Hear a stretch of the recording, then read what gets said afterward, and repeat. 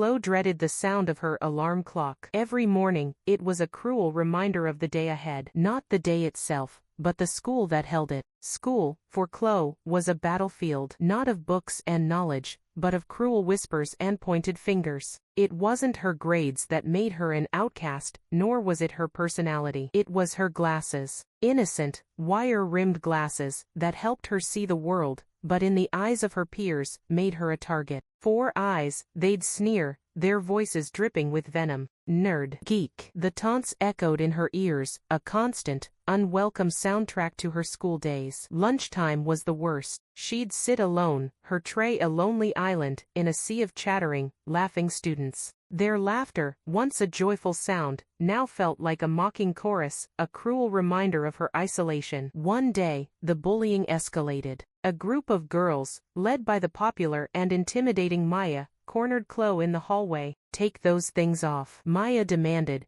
gesturing towards Chloe's glasses. "We don't want to see your ugly face." Tears welled up in Chloe's eyes. Humiliation washed over her, drowning her in a wave of despair. That night, she vowed she wouldn't go back. The next morning, Chloe lay in bed, the alarm clock a distant, irrelevant sound. She feigned illness, her parents, oblivious to the true reason for her distress, believing her. Relief washed over her, a fleeting sense of peace. But as the day wore on, a strange feeling crept in, a sense of emptiness, of missing out. She overheard her parents discussing the school's upcoming talent show. Her best friend, Lily, was performing a piano solo. Chloe loved Lily's playing, her music a source of joy and comfort. A pang of sadness hit her. Was she going to miss out on all the good things, simply because of a few cruel words? That evening, she confided in her older brother, Ben. He listened patiently, his face a mixture of anger and concern. "Chloe," he said gently, "you shouldn't let those bullies define you.